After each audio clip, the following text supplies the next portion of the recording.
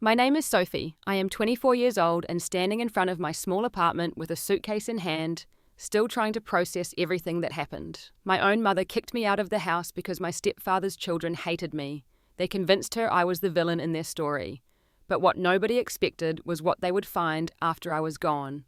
The truth always finds a way to surface. Before I dive into my story, let me know where you are watching from in the comments below. If this is your first time here, please hit that like and subscribe button. Trust me, the journey I'm about to share will make you question everything about family loyalty. Growing up, it was just my mum and me against the world. My father died in a car accident when I was 5 years old, leaving us to build a life together. Those were some of the happiest years of my life, despite the circumstances. Mum worked incredibly hard as a paralegal to provide for us, often taking extra shifts and weekend work to make sure I never felt the absence of a second income.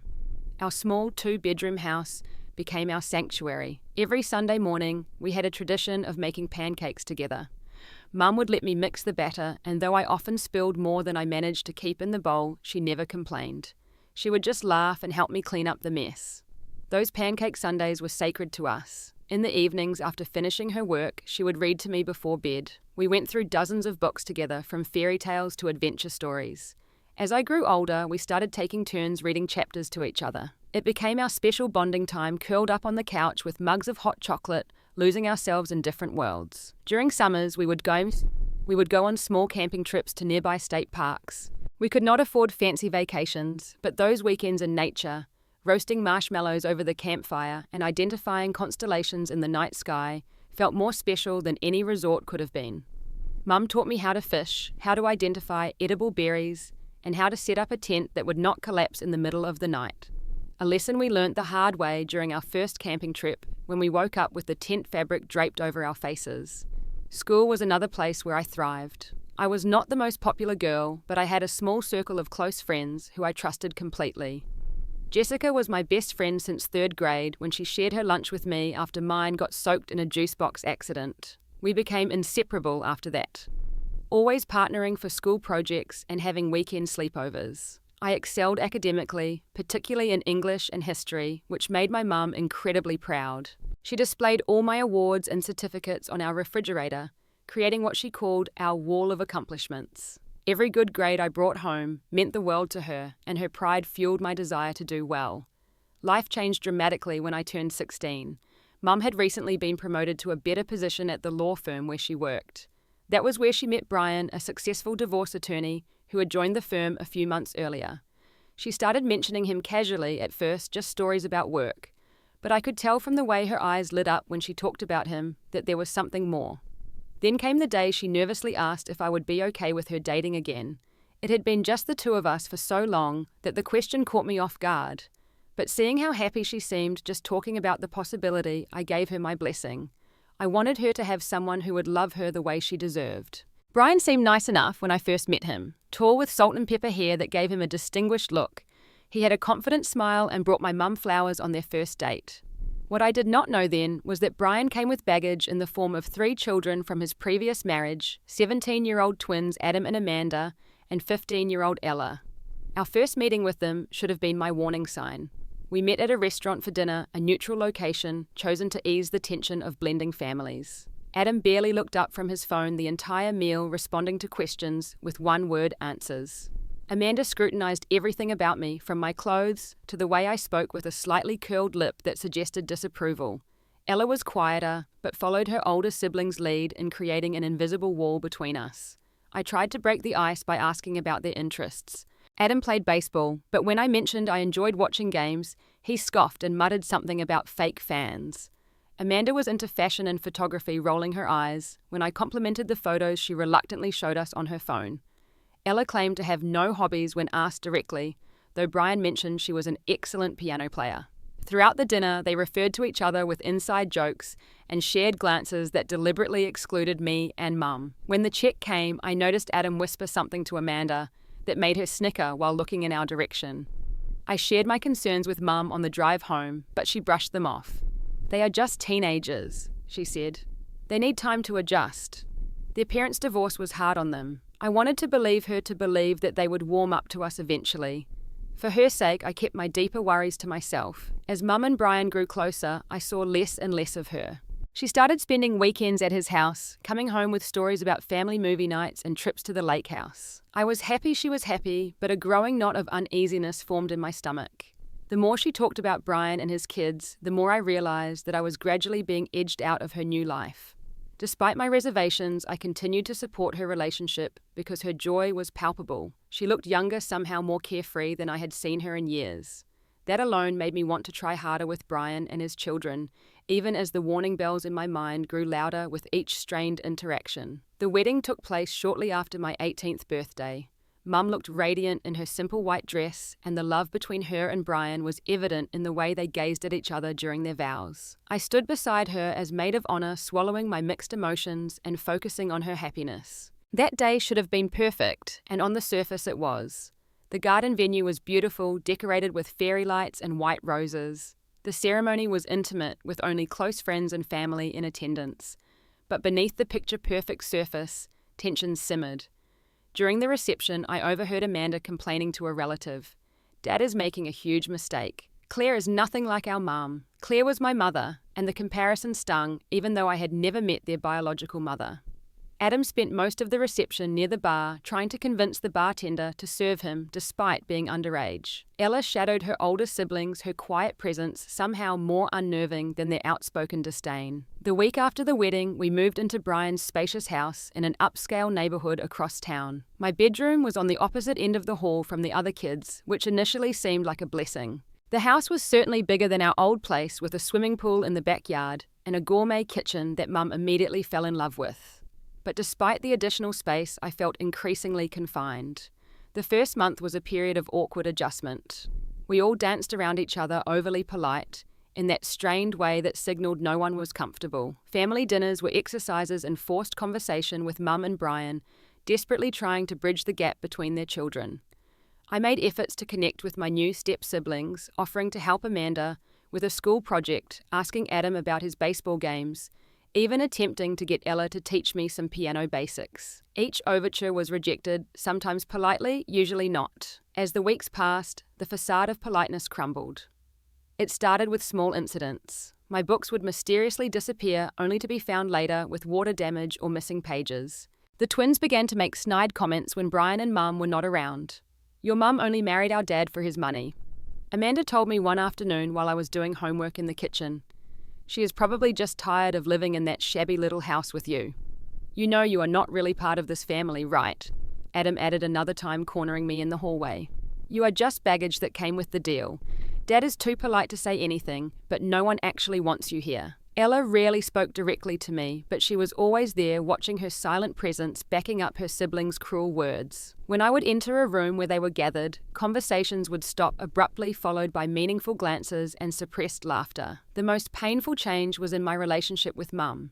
She became increasingly distant, absorbed in her new role as Brian's wife and stepmother to his children. Our pancake Sundays were replaced by elaborate family brunches, where I sat silently while the twins dominated the conversation. Our reading sessions disappeared as Mum spent evenings helping Ella with schoolwork or attending Adam's baseball games. When I tried to talk to her about how I was feeling, she seemed distracted, offering platitudes rather than the understanding I desperately needed. "Just give it time, Sophie," she would say. "Blending families is hard for everyone. You need to make more of an effort with them." But every effort I made was rebuffed. I joined the twins and Ella for a movie night, only to have them speak over the film referencing inside jokes I could not understand. I offered to drive Ella to her piano lessons, and she declined, saying she would rather wait for Amanda. I baked cookies for Adam's baseball team, and he forgot to take them, leaving them to go stale on the counter. The most heartbreaking moment came 3 months after the wedding. I had planned a special dinner for Mum's birthday, just the two of us at her favourite restaurant. I saved up from my part-time job for weeks to afford it. When the day came, she called to cancel. "Brian is taking us all out as a family," she explained. "You will join us, right? It will be fun to have everyone together." I went, of course. I sat at that large table in an upscale restaurant I could never have afforded watching as Brian's kids monopolised my mother's attention, giving her gifts that their father had obviously purchased. My small, thoughtfully chosen present, a bracelet with a charm that matched one I had given her years ago, was opened with distracted thanks and immediately overshadowed by the expensive earrings from Brian. That night I cried myself to sleep for the first time since moving into the new house. It would not be the last. The distance between Mom and me grew wider with each passing day, and I felt powerless to bridge it. She was slipping away, and in her place was a woman I barely recognized, one whose priorities no longer included me at the top of the list. Brian, for his part, made occasional efforts to include me, but they felt hollow, especially as he consistently took his children's side in any dispute. When I complained about missing items or hurtful comments, he would nod sympathetically before suggesting that perhaps there had been a misunderstanding. "Teenagers," he would say with a shrug. "They can be dramatic sometimes." The irony of his statement, given his own children's behavior, seemed completely lost on him. By the time the 6-month mark of their marriage rolled around, I felt like a guest in what was supposed to be my home. An unwelcome guest at that, tolerated rather than embraced an inconvenient reminder of my mother's past life, that everyone, including her, seemed eager to forget. I started college at the local university the following fall, choosing to live at home, despite the increasingly hostile environment. The decision was primarily financial, as staying at home saved me from taking on additional student loans. Each morning, I would leave early for classes, often before anyone else was awake, and return late, spending as much time as possible in the library or coffee shops to avoid the tension at home. My chosen major was psychology, partly because I had always been interested in understanding human behavior, but also because I was desperately trying to make sense of what was happening in my own family.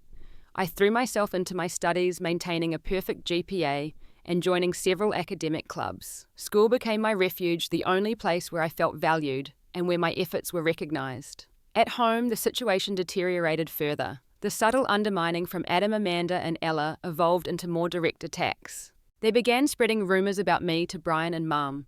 According to them, I was stealing small items from around the house, everything from Amanda's makeup to Brian's loose change. When Mum questioned me about a missing pair of earrings, the betrayal cut deep. I denied taking anything, of course, but the seed of doubt had been planted in her mind. "I am not accusing you," she would say, but her eyes told a different story. "Things have just been disappearing, and I need to get to the bottom of it." The missing items would mysteriously reappear days later in obvious places, making me look either careless or like I was returning stolen goods out of guilt. I knew the pattern, knew exactly what was happening, but without proof, my protests fell on increasingly deaf ears. Then came the allegations that I was bad-mouthing the family to outsiders. Amanda claimed to have overheard me on the phone with Jessica, supposedly saying horrible things about all of them. "She called you a gold digger," she told my mum with wide, innocent eyes.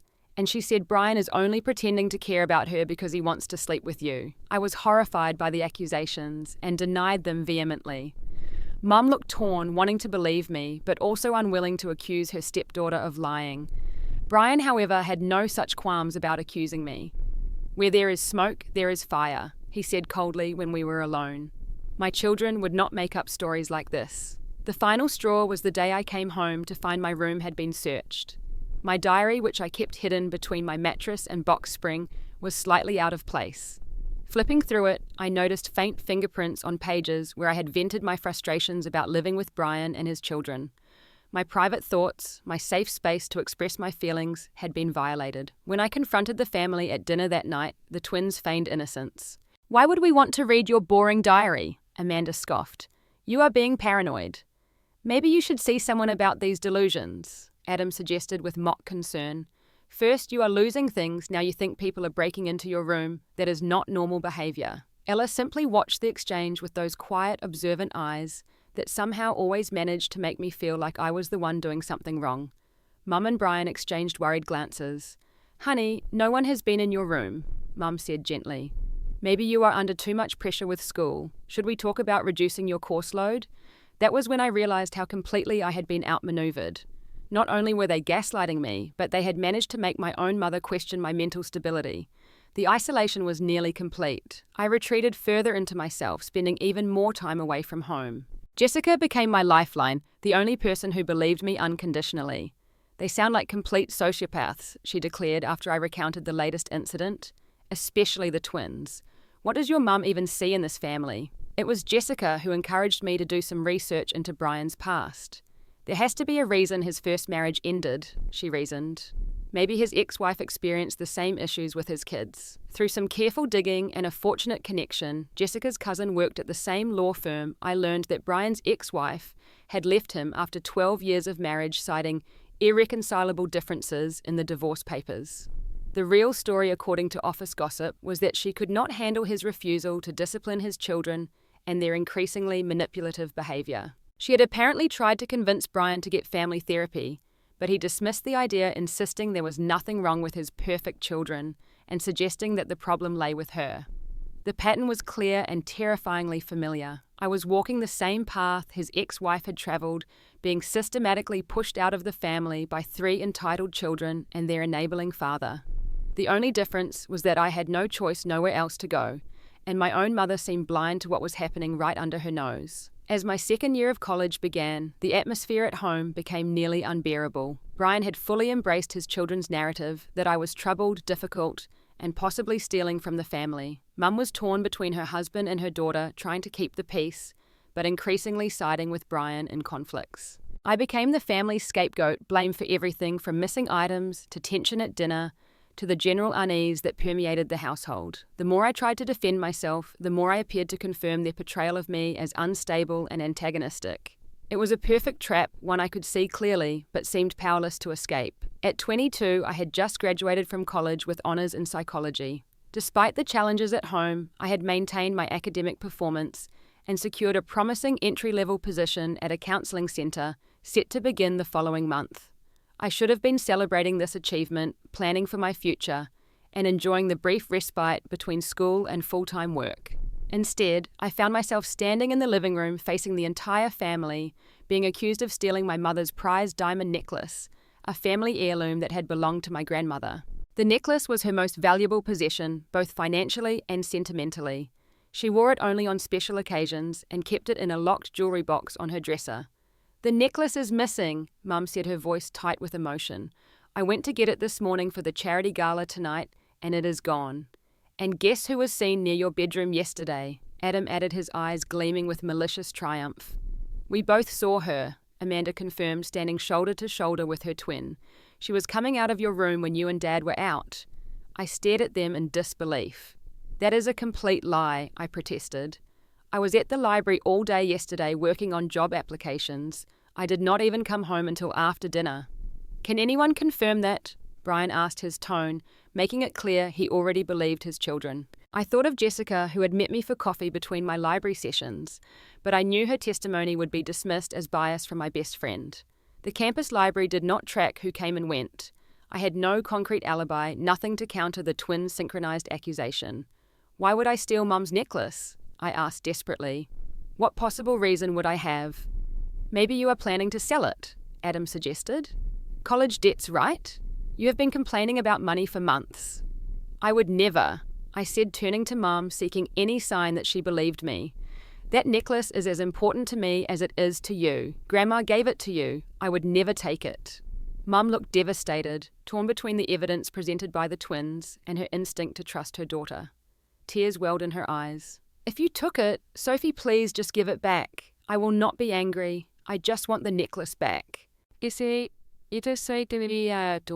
fact that she could even consider I might be guilty felt like a physical blow. After everything we had been through together all the years, it had been just us against the world. How could she doubt me now? I did not take it. I insisted, my own tears starting to fall. "Why would you believe them over me? They have been trying to drive a wedge between us since day one. Can you not see what is happening here?" Brian stepped forward, placing a protective arm around my mother's shoulders. "That is enough, Sophie," he said firmly. "Stop trying to blame the kids for your actions. We have been patient with your behaviour for years now, but this crosses a line." "My behaviour?" I echoed incredulously. "What about their behaviour? The constant lies, the manipulation, the way they have deliberately tried to push me out of this family. Does none of that matter to either of you?" "See," Amanda said smugly. "She is trying to deflect again. Classic guilty behaviour." Anne Ella, who had been silently watching the confrontation, spoke up for the first time. "I saw the necklace in her room," she said quietly, "when I was returning a book I borrowed. It was under some papers on her desk. It was the perfect touch, the quiet, reluctant testimony from the sibling who rarely engaged in direct conflict. I could see from my mother's face that Ella's statement was the final nail in my coffin. 3 witnesses against 1. The verdict was already decided. "I want you to pack your things and leave," Mum said, her voice breaking. "I cannot live like this anymore, Sophie. I have tried to be patient to understand, but I cannot have someone under my roof who would steal from me, who would take something so precious." The world seemed to tilt beneath my feet. "You are choosing them over me," I whispered, "after everything we have been through together." "This is not about choosing sides," she replied, though we both knew that was exactly what was happening. "This is about trust, and right now I cannot trust you in this house." "Where am I supposed to go?" I asked, panic rising in my chest. I had been saving for my own place, but without a few paychecks from my new job, I did not have enough for a deposit and rent. "That is not our problem," Brian said coldly. "You are an adult. Figure it out." Mum at least had the decency to look ashamed at his callousness. "You can stay with Jessica for a few days while you find a place," she suggested. "I will give you some money to help with a security deposit." The money she offered felt like a final insult, a payoff to ease her conscience about abandoning her only child. I refused it, pride being the only thing I had left. "Keep your money," I said, my voice steady, despite the tears streaming down my face. "I will manage on my own. I always have." I went to my room and packed as quickly as possible, shoving clothes and essentials into a suitcase and backpack. As I was gathering my belongings, I heard them talking in low voices in the living room. I could not make out the words, but the tone was clear relief. They were relieved to be rid of me at last. Before leaving, I took one last look at the bedroom that had never truly felt like mine in this house. On the desk was a framed photo of Mum and me from my high school graduation, both of us smiling widely, arms around each other, before Brian and his children entered our lives. I took the picture out of the frame and slipped it into my bag. Then I walked out of the room, out of the house, and out of their lives. As I stood on the front step, the door closed firmly behind me, I felt a strange mix of devastation and liberation. My mother had chosen her new family over me. The betrayal was complete. But in that moment, I also felt the first stirrings of something else: determination. This would not be the end of my story. Somehow, someday, the truth would come to light. With nowhere else to go, I called Jessica, who immediately came to pick me up. As I climbed into her car, suitcase in hand, I allowed myself one backward glance at the house that had never been a home to me. Whatever happened next, I knew one thing for certain: I would never again allow myself to be made a victim by Brian and his children. The first few weeks after being thrown out were a blur of anxiety and uncertainty. Jessica and her roommate generously let me crash on their couch while I figured out my next steps. I was grateful for their support, but the cramped living arrangement could only be temporary. The sense of displacement was overwhelming, like I was living in a strange limbo between my past life and whatever the future might hold. During that time, I reached out to my mother several times, leaving voicemails and sending texts that went largely unanswered. When she did respond, her messages were brief and formal, asking about my welfare, but offering no apology or suggestion that I might return home. It was clear that the wall between us, built brick by Brian and his children, had become insurmountable. The day my first paycheck from the counselling centre arrived was a turning point. It was not much entry-level positions in social services never are, but it represented independence. I immediately began apartment hunting, focusing on small studios within my limited budget. After viewing several depressing options, I finally found a tiny but clean basement apartment about 15 minutes from my workplace. The landlord, an elderly woman named Mrs. Peterson, seemed to sense my desperation and took a chance on me, despite my lack of rental history. "Everyone needs a break sometimes, dear," she said as she handed me the keys. "Just take good care of the place." Moving in was a stark reminder of how little I truly possessed. My few boxes looked almost comical in the empty space. Jessica helped me acquire the bare necessities: a second-hand mattress, a small table with 2 chairs, basic kitchen supplies. The space was hardly impressive, but it was mine, free from the tension and manipulation that had characterized my last few years in Brian's house.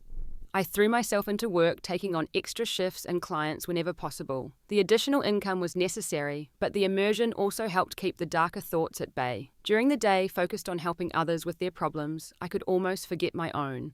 Nights were harder, the quiet hours when memories and questions would surface.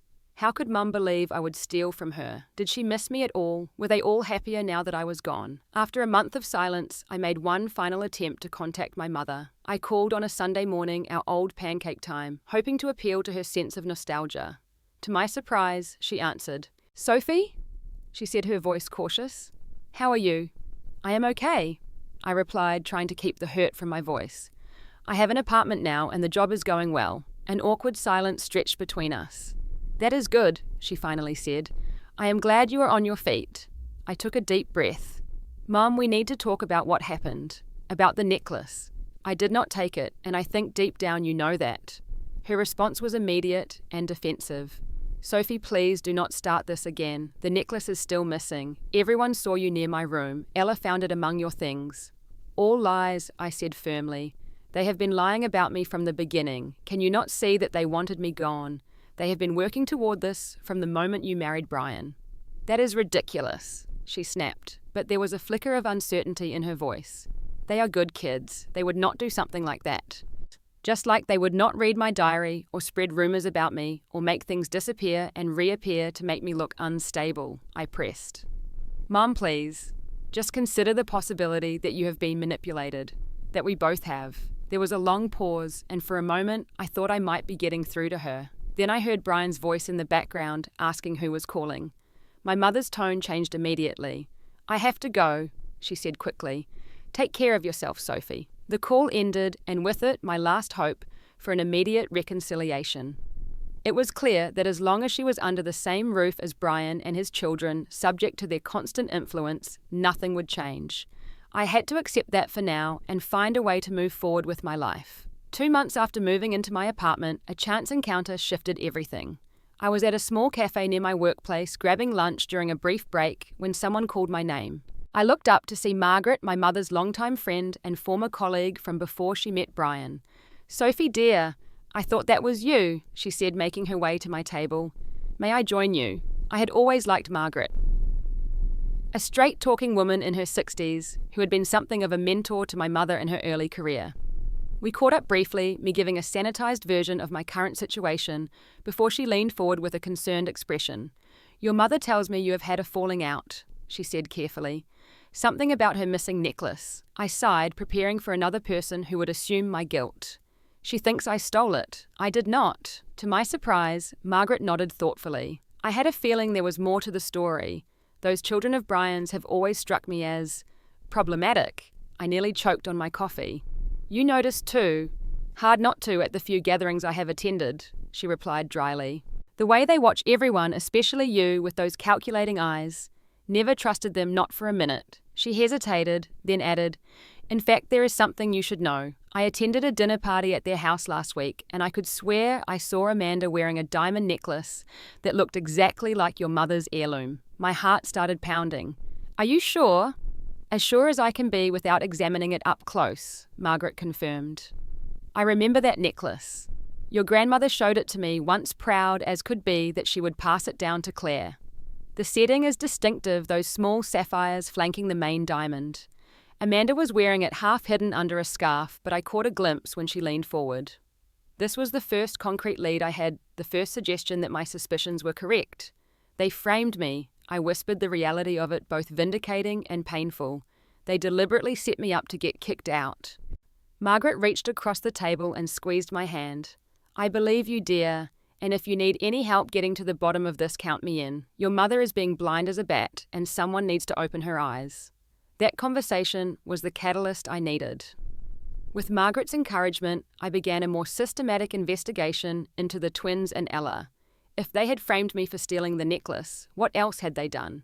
Were there patterns of behavior, other victims before me, using social media as my starting point? I began to piece together a disturbing picture. Through mutual acquaintances and careful searching, I discovered that Adam and Amanda had a reputation at their high school and later in college for manipulative behavior. There were several former friends who had fallen out with them under mysterious circumstances, often following accusations of betrayal or theft. One girl, Zoe, had been Amanda's best friend throughout junior high, until suddenly being ostracized by their entire social circle. According to a mutual acquaintance, Amanda had claimed Zoe stole money from her purse during a sleepover, an accusation Zoe vehemently denied. The pattern was eerily familiar. Even more revealing were the social media posts I found from around the time I was forced to leave. While careful not to be explicit, there were several thinly veiled references to their victory. A photo posted by Amanda the day after I left showed her and Adam toasting with what looked like champagne glasses captioned, Mission accomplished. Peace restored. Ella had liked the post and commented with a simple, "Finally." The most damning evidence came when I created a fake profile and managed to gain access to Amanda's private Instagram account. There, buried in her photo stream from 2 weeks after my departure, was a selfie in which she was clearly wearing my mother's necklace. The caption read, "Vintage jewelry makes any outfit special." The audacity was breathtaking. I saved and printed the photo along with screenshots of the other suspicious posts. It was not enough to prove they had deliberately framed me, but it was a start. I needed more if I was going to convince my mother. Through further digging and with some help from Margaret, who still had connections at the law firm, I managed to get in touch with Brian's ex-wife Diane. Initially hesitant to speak with me, she eventually agreed to meet after I explained my situation. We met at a quiet restaurant outside of town. Diane was an elegant woman in her late 40s with tired eyes that suggested years of stress. "I never thought he would remarry so quickly," she said after we ordered coffee.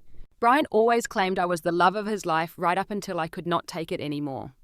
"What exactly happened?" I asked carefully. "Between you and the children." She gave a bitter laugh. "What did not happen might be the shorter list. Those kids have been manipulating Brian since they were small. He cannot see it or chooses not to. Every time I tried to establish boundaries or consequences, I was the villain. According to them, I was always trying to come between them and their father." As she continued to share her experiences, the parallels to my own situation were undeniable. The missing items, the accusations, the way the children would present a united front against her. It had escalated until she found herself being accused of things she hadn't done with Brian, always taking his children's side. The breaking point was when Adam claimed I had hit him. She revealed her hands shaking slightly as she recalled the memory. "I had never laid a hand on any of them ever, but he had this bruise, and all three of them swore I had done it in a fit of anger. Brian believed them without question. That was when I knew I had to leave for my own sanity." "Did you ever try to warn my mother?" I asked, unable to keep the accusation from my voice. Diane shook her head sadly. "I tried once. I ran into her at a grocery store about a month after they started dating. I attempted to give her some gentle warnings about what she was getting into. She thought I was just a bitter ex-wife, trying to sabotage Brian's happiness." She sighed. "After that, I decided it wasn't my place. People usually have to learn these lessons for themselves." By the time I left the meeting with Diane, I had another ally and more confirmation of the pattern. Armed with this knowledge and the evidence I had gathered, I formulated a plan. It was time to confront the entire family to force the truth into the open once and for all. 3 months after being thrown out, I stood on the doorstep of what had once been my home heart pounding but resolve firm. Through casual conversation with Margaret, I had learned that the family always had a special dinner on Friday nights. It was now or never. I rang the doorbell, clutching a folder containing all the evidence I had gathered. The door opened to reveal Brian, whose expression quickly transformed from polite curiosity to cold hostility when he recognized me. "What are you doing here?" he demanded, blocking the entrance. "I need to speak with everyone," I said calmly. "It is about the necklace." He started to close the door. "We have nothing to discuss. Your mother does not want to see you." I quickly placed my foot in the doorway, preventing it from closing completely. "I think she will want to hear what I have to say, unless you are afraid of what might come out." That caught him off guard. Uncertainty flickered across his face before he reluctantly stepped back, allowing me inside. 5 minutes, he conceded. "Then you leave." The family was gathered in the dining room, plates of pasta and salad spread across the table. Mum looked up first, her fork clattering against her plate when she saw me. "Sophie?" she gasped. The twins exchanged alarmed glances while Ella suddenly became very interested in her food. Their reactions only strengthened my resolve. "Sorry to interrupt dinner," I said, moving to stand at the end of the table. But this could not wait any longer. "Brian, why did you let her in?" Amanda demanded, already on the offensive. "She claims to have information about the necklace," he replied, taking his seat beside my mother. "She has 5 minutes to say her piece, then she's leaving." I took a deep breath and opened the folder. "For the past 3 months, I have been gathering evidence about what really happened to Mum's necklace, and about the kind of people you have chosen to believe over your own daughter." I looked directly at my mother as I spoke. "Here we go," Adam muttered. "Another conspiracy theory." "Not a theory," I countered, pulling out the first piece of evidence. "Facts, starting with this." I placed the printed photo of Amanda wearing the necklace on the table. This was posted on Amanda's private Instagram account 2 weeks after I was thrown out. Mom's hand flew to her mouth as she stared at the image. "That is my necklace," she whispered. Amanda's face flushed. "I do not know what you are talking about. That is a different necklace. Lots of necklaces look similar." "With the exact same sapphire arrangement that was unique to Grandma's piece," I challenged. "I do not think so." Before she could respond, I laid out more evidence screenshots of their celebratory posts after my departure testimonials I had collected from former friends who had been similarly manipulated, and finally notes from my conversation with Diane, detailing the pattern of behavior that had led to her divorce from Brian. "This is ridiculous," Brian sputtered, his face reddening. "You expect us to believe my ex-wife?" "She has always been bitter about the divorce. I expected you to say that," I replied calmly. "Which is why I brought this." I pulled out my phone and played a voice recording. Ella's voice filled the room. "I still feel bad about Sophie. She did not do anything to us." Then Amanda's response. "Do not be stupid, Ella. She was in the way. Dad was spending money on her. Mum was always worried about her feelings. Besides, it was not like taking the necklace hurt anyone. Mum has tons of jewelry. But we got her kicked out of her own home," Ella protested weakly. "It was never her home," Adam's voice interjected. "And it worked perfectly. I told you it would. No one ever suspects the quiet one. Your 'I saw it in her room' line was the clincher." I stopped the recording and looked at each of their faces in turn. Amanda and Adam were pale with shock. Ella stared at her plate, unwilling to meet anyone's eyes. Brian seemed frozen, his worldview visibly crumbling around him. But it was my mother's expression that mattered most to me, a mixture of horror, realization, and overwhelming guilt. "Where did you get that?" Amanda demanded, finding her voice first. "You cannot just record people without their knowledge." "I did not. I said simply, Ella recorded it. She sent it to me yesterday." All eyes turned to Ella, who finally looked up, tears streaming down her face. "I am sorry," she whispered. "I could not live with it anymore. The way we treated you was wrong. All of it was wrong." "You little traitor," Amanda hissed, lunging across the table toward her sister. Brian caught her arm, holding her back. "Enough!" my mother shouted, rising from her chair. Her hands were shaking as she looked at her stepchildren with new eyes. "Where is my necklace right now? Where is it?" The twins exchanged panicked glances, their united front beginning to crumble under pressure. Adam pointed at Amanda. "She has it. In her jewelry box. It was her idea, all of it." "It was not just my idea," Amanda protested. "You were the one who said we needed to get rid of Sophie. You said Dad was spending too much money on her college." As they turned on each other, the full extent of their manipulation became clear.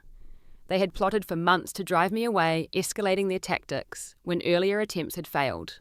The necklace had been their nuclear option, the one thing they knew would break the bond between my mother and me. Mum left the room without a word, returning minutes later with the necklace clutched in her hand. She stared at it, then at her stepchildren, then at Brian. "Did you know about this?" she asked him, her voice deadly quiet. Brian shook his head, looking genuinely stunned. "No, Claire, I swear I did not." "But you believed them without question," she said. "You pushed for Sophie to leave. You called her an adult who needed to figure it out when she had nowhere to go." He had no response to that, no justification that could possibly suffice. Mum turned to me, then tears welling in her eyes. "Sophie," she began, her voice breaking.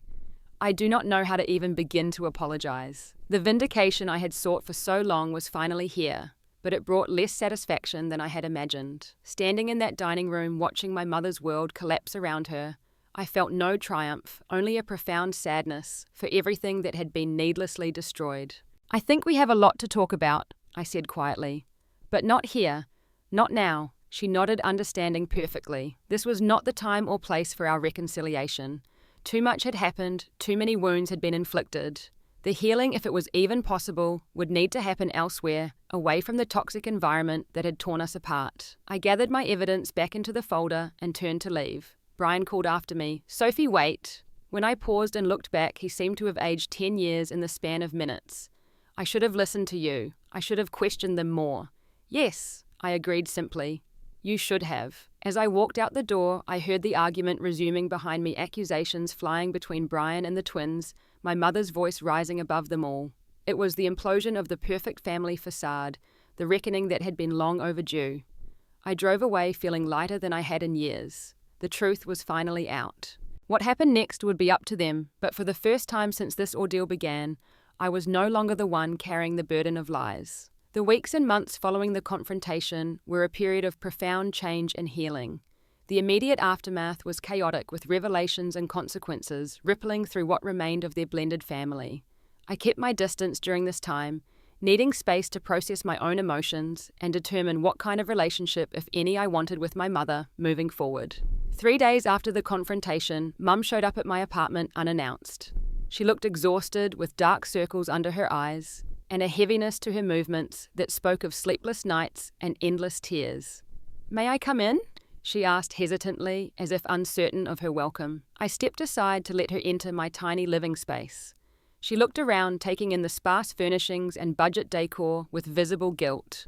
"Is this where you have been living all this time?" she asked, her voice catching. "It is home," I replied simply. "Not much, but it is mine." We sat at my small table, an uncomfortable silence stretching between us. Finally, she reached into her purse and pulled out a familiar velvet box. "This belongs to you now," she said, pushing it across the table. "I want you to have it." Inside was the diamond necklace that had caused so much pain. "I cannot accept this," I told her, closing the box and sliding it back. "Please," she insisted. "It was meant to be passed down. My mother would want you to have it, especially after everything that has happened." "The necklace is not the issue here, Mom," I said gently. "What happened goes far beyond a piece of jewelry." She nodded, tears spilling down her cheeks. "I know. I failed you, Sophie. In every way a mother could fail her child. I chose a man and his children over my own daughter. I let them convince me you are someone you are not. I threw you out when you needed me most." Her voice broke completely. "I do not expect you to forgive me. I do not know if I can ever forgive myself. But I need you to know how sorry I am, how much I regret everything." The apology was sincere, raw with emotion and self-recrimination. Part of me wanted to rush around the table and embrace her, to tell her everything was forgiven and we could go back to the way things were. But the wiser part of me, the part that had been forced to grow up very quickly over the past months, knew it would not be that simple. "I appreciate your apology," I said carefully, "but trust once broken is not easily repaired. I need time, Mom. Time to heal, to figure out who I am outside of all this drama, and to decide what kind of relationship we can rebuild, if any." She wiped her tears and nodded, accepting my terms even as they clearly pained her.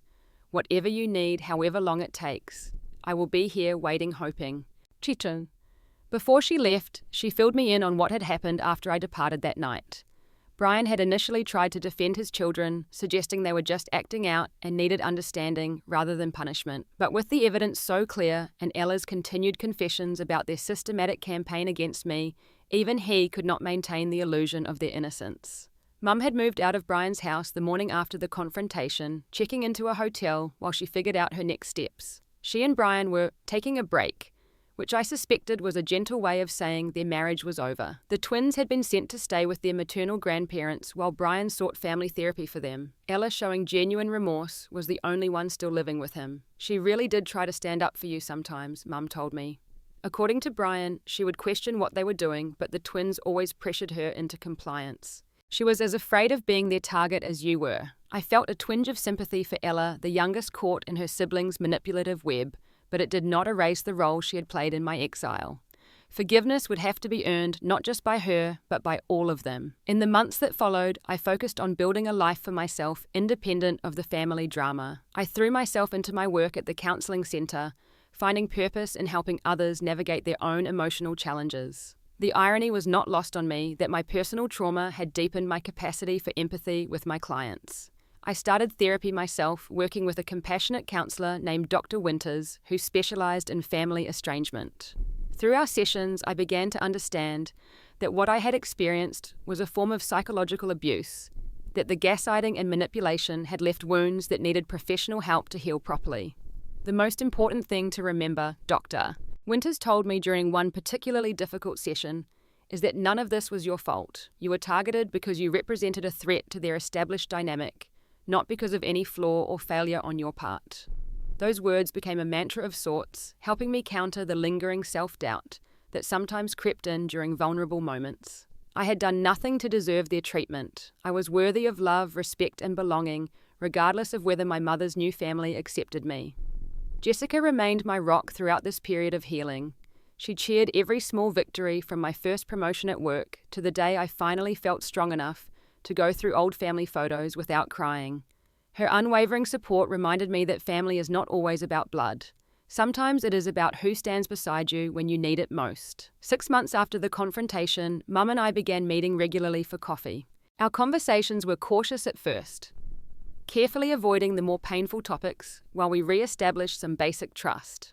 Gradually, as the wounds began to heal, we were able to discuss what had happened more openly, to examine how and why our once unshakable bond had been so easily severed. I was lonely, she admitted during one of these talks. After so many years of being just the two of us, I was afraid of growing old alone. Brian seemed like the answer to that fear. I was so caught up in the fantasy of a complete family that I ignored every warning sign. And I was jealous, I confessed in turn. I had always had you all to myself. I did not know how to share your love and attention, which probably made me an easier target for them. These honest conversations were painful but necessary, laying the groundwork for a new relationship built on mutual understanding rather than unspoken expectations. We were both different people now, shaped by our experiences, unable to go back to what we had been, but perhaps able to create something new and stronger. As for Brian and his children, their story continued to unfold at a distance. Through occasional updates from my mother, I learnt that Brian had finally acknowledged his role in enabling his children's behaviour and was working with a family therapist to establish healthier dynamics. The twins, facing actual consequences, perhaps for the first time in their lives, were struggling to adjust. Ella was making more progress, reaching out to apologise to others she and her siblings had hurt over the years. 1 year after the confrontation, I moved into a better apartment, a bright one-bedroom with actual windows and a small balcony where I could grow herbs and flowers. The day I signed the lease, I felt a sense of achievement that went beyond the physical space. I had rebuilt my life from scratch, creating stability and happiness on my own terms. That evening, as I sat on my new balcony watching the sunset, my phone buzzed with a text from my mother. "So proud of you and your new place. You have always been the strongest person I know. Love you." The message brought tears to my eyes, not of sadness, but of reconciliation. We were finding our way back to each other slowly but surely. The journey had been painful beyond measure, but it had also taught me invaluable lessons about resilience, self-worth, and the power of truth to prevail even in the darkest circumstances. The necklace that had been at the centre of so much pain now sat in a safe deposit box at my bank. Mum had insisted I take it not as a gesture of guilt, but as a symbol of our enduring connection, despite everything that had tried to break it. "It belongs to the Armstrong women," she had said, using our family name, the name that connected us regardless of marriages or divorces. "It is your birthright. Perhaps someday I would wear it, when the memories it evoked were not quite so raw. For now it remained safely stored away, like many of the emotions from that difficult time, neither forgotten nor defining my present." The most profound lesson I learned through this ordeal was about the nature of family itself. Family is not just about blood or legal ties. It is not about living under the same roof or sharing the same name.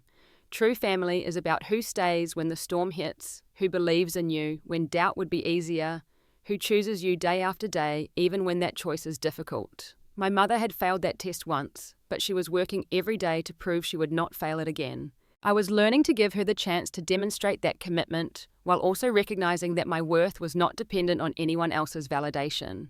As for Brian's children, I had come to pity more than hate them. They were products of their upbringing, warped by years of indulgence and lack of boundaries. Their behavior was inexcusable, but understanding its roots helped me release some of the anger that had threatened to consume me. The experience had changed me fundamentally, hardening some parts of me while making others more compassionate.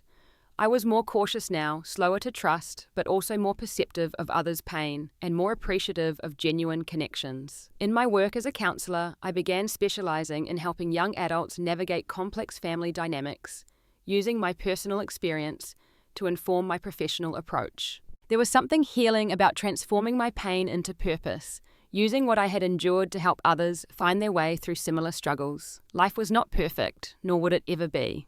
There were still difficult days, still moments when the betrayal felt fresh and raw. But there were also increasingly many good days filled with meaningful work, genuine friendships, and a slowly healing relationship with my mother. I had survived being cast out by those who should have protected me. I had uncovered the truth when lies threatened to become the official narrative. I had rebuilt my life piece by piece, creating something beautiful from the broken fragments I was left with.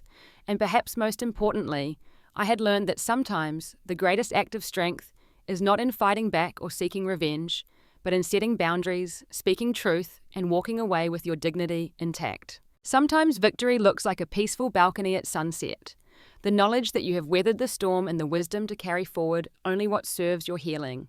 Have you ever experienced betrayal from those who should have protected you?